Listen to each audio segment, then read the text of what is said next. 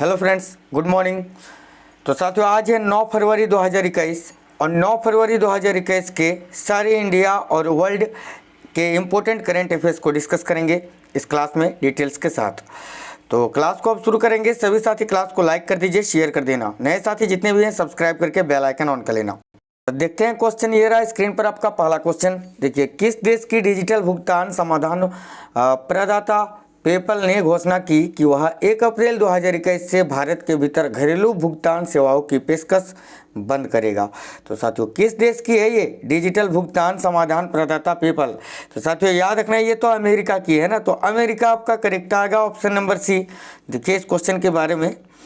तो साथियों, अमेरिकी डिजिटल भुगतान समाधान प्रदाता पेपल ने घोषणा की कि वह 1 अप्रैल 2021 से भारत के भीतर घरेलू भुगतान सेवाओं की पेशकश बंद करेगा।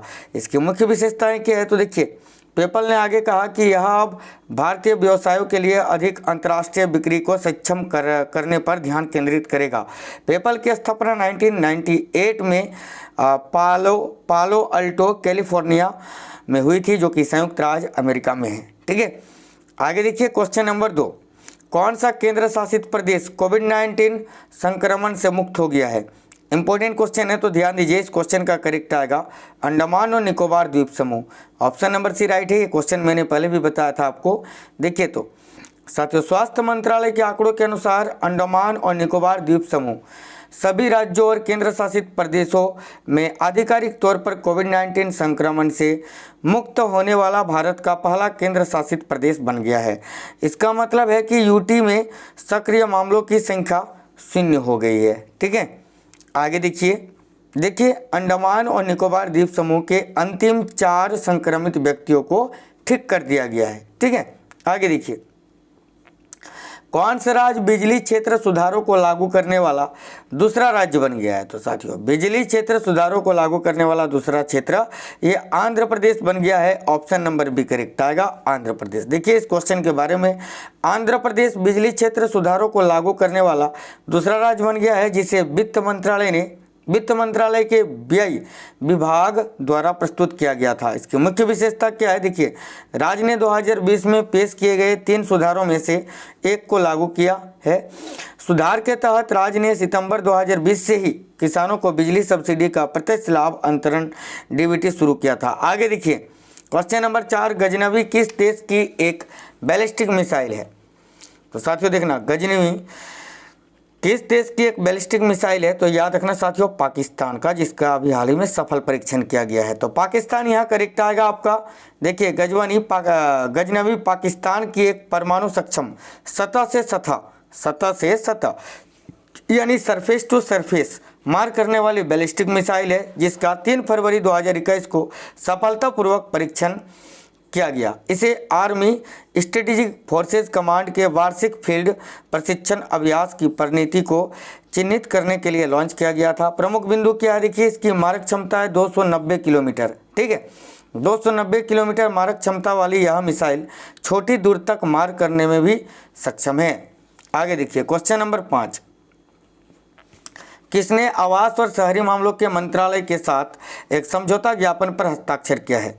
महुआ, यानी आवास और शहरी मामलों के मंत्रालय के साथ। देखिए क्या आंसर आएगा, इंपॉर्टेंट क्वेश्चन है साथियों। यहाँ आप याद रखना, जोमेटो आपका करेक्ट आएगा। Option number A Zomato. देखिए, जोमेटो और आवास और शहरी मामलों के मंत्रालय महुआ ने प्रधानमंत्री स्ट्रीट वेंडर की आत्मनिर्भर निधि पीएम स्वनिधि योजना के तहत एक समझौता ज्ञापन पर हस्ताक्षर किया। इसका प्रमुख बिंदु देख लेते हैं।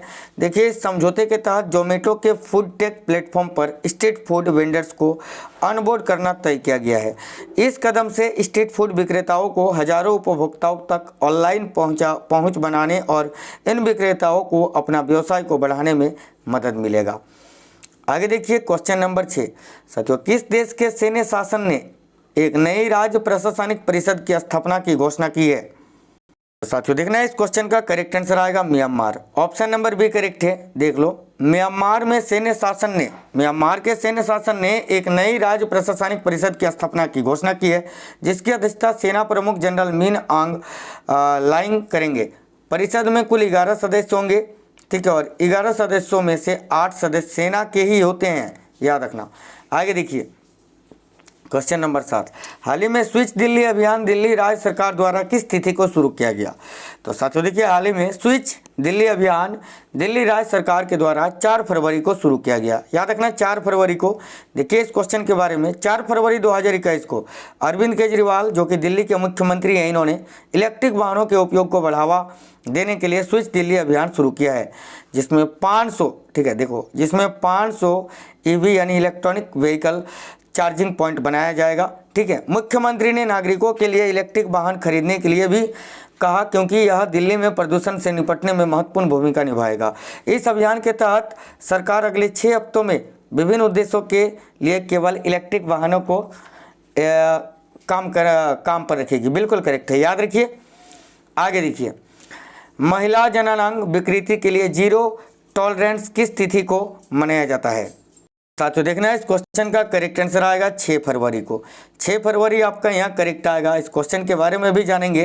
तो साथियों देखिए, 6 फरवरी को प्रतिवर्ष महिला जननांग विकृति के खिलाफ अंतर्राष्ट्रीय शून्य सहिष्णुता दिवस मनाया जाता है। यह संयुक्त राष्ट्र द्वारा प्रायोजित वार्षिक जागरूकता दिवस है, जो महिला जननांग विकृति को मिटाने के लिए आयोजित किया जाता है। देखिए, यह 2003 में पहली बार आयोजित किया गया था।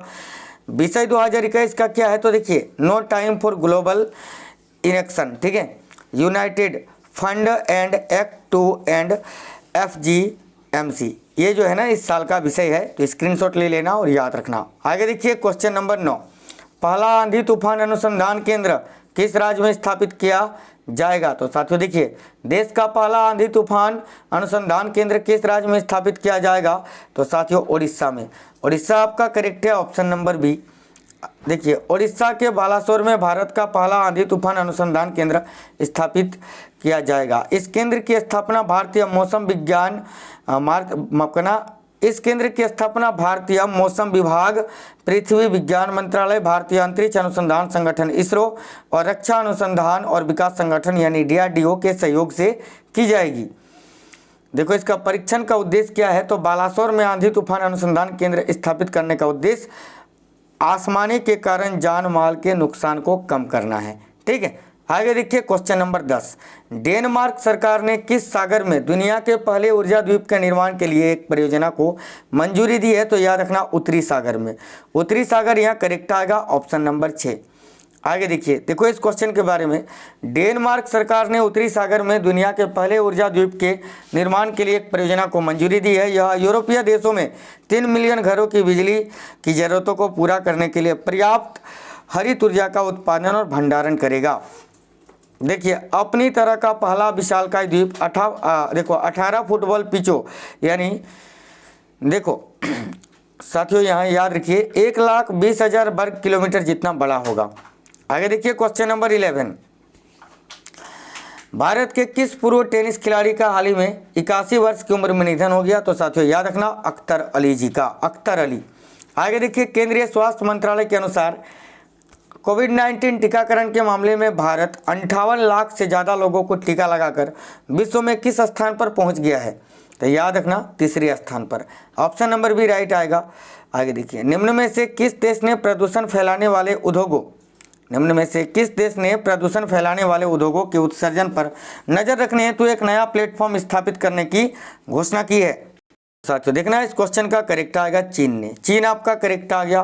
देखिए, केंद्र सरकार की तरफ से किस राज्य में 18 महीने के बाद 4G सेवा को बहाल कर दिया गया है? 18 महीने तक वहाँ 4G सेवा बंद था, अभी बहाल कर दिया गया साथियों। तो अरुणाचल, देखो यहाँ जम्मू कश्मीर करेक्ट आएगा, ऑप्शन नंबर बी। आगे देखिए, श्रम एवं रोजगार मंत्रालय ने हाल ही में किसको राष्ट्रीय सुरक्षा परिषद का चेयरमैन नियुक्त किया है? तो देखना है, इस क्वेश्चन का करेक्ट है option number D, SN Subramanyam ji को। SN सुब्रमण्यम यहाँ आपका इस क्वेश्चन के लिए करेक्ट आंसर आ जाएगा। तो साथियों, ये क्लास कैसा लगा है, कैसे क्वेश्चंस थे, आप कमेंट करके बताइए। ये सुपर फास्ट क्लास होती है डेली के करंट का, जो डेली सवेरे 6 बजे लगती है स्मार्ट स्टडी 2.0 पर। ठीक है, तो सभी वीडियो को लाइक कर दीजिए, शेयर कर दीजिए और चैनल सब्सक्राइब करके बेल आइकन ऑन कर लेना। मिलते हैं नेक्स्ट क्लास में, तब तक स्वस्थ रहिए। जय हिंद।